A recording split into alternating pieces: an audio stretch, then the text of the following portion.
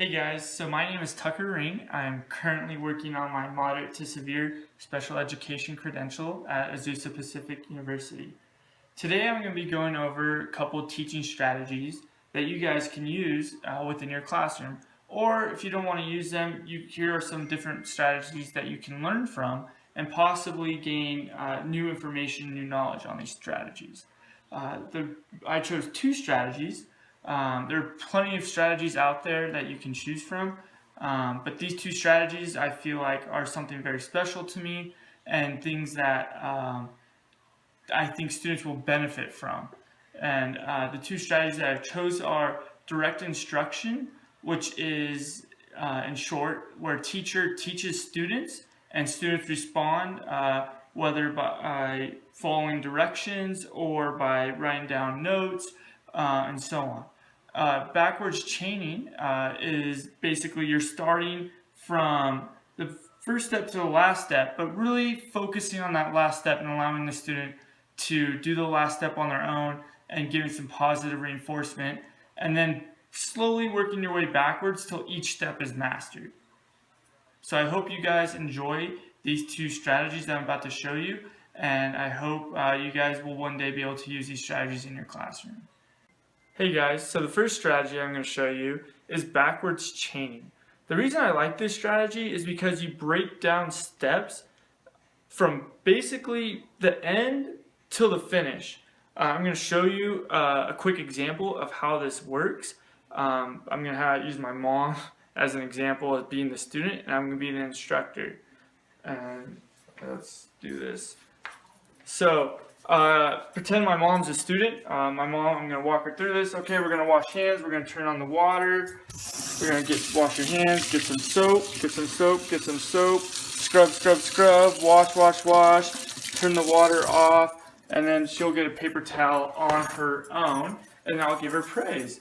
Very good, very good. Here you go, here's a treat.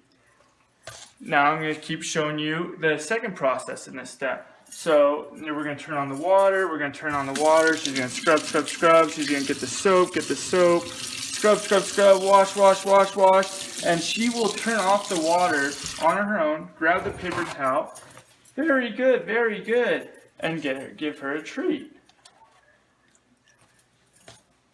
So there you guys have it. That's just a brief example of how backwards chaining works. You're going to help the student with many prompts, walking them through it, and then when they can do it on their own, they're going to do that process on their own. Like my mom was able to grab the paper towels on her own, and then the second process, she was able to turn the water off on her own. And then for them there, she would be able to grab the soap on her own, she'll be able to scrub on her own, turn the water on her own, and be able to wash her hands pretty soon on her own. So it's a great process. It's going to take some time and some patience, but it's a very effective process and strategy to use. And you're going to use it more in vocational things, more like tying shoes, washing hands, cooking, washing dishes, cooking, stuff like that. Hey guys, so I'm about to further explain the second teaching strategy that I'm going to be discussing, which is direct instruction. This is a very common teaching strategy that is used across all levels of education, whether it's in a special education classroom setting or in a general education classroom setting. This is very common, and I'm sure a lot of you have seen this strategy used in some way or another. There are four key components to direct instruction which you want to focus on, and that is, first, you really want to motivate your students. You really want to allow them to be engaged in the lesson. You want to somehow make it creative and fun for them to learn. Second, you want to explain the new skill that is being taught.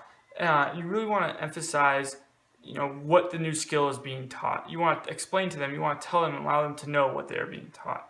Third, you want to model. You want to give them examples visually or by verbally giving them examples of what the new skill is. And fourth is guided practice. This is the heart and meat of direct instruction. This is where you're going to get a lot of your feedback by looking at the samples and practice samples the students are working on, whether that is through written examples or verbal examples. And you really want to emphasize fixing the mistakes early on to help your students grasp the new information being taught. Right now, I'm going to give you guys a brief example of how this lesson can be used. And we're going to be talking about stretch a sentence. And we're going to be basically adding on to sentences, allowing students to be able to create sentences that have a lot more information within them. So here we go. Here's my mock student.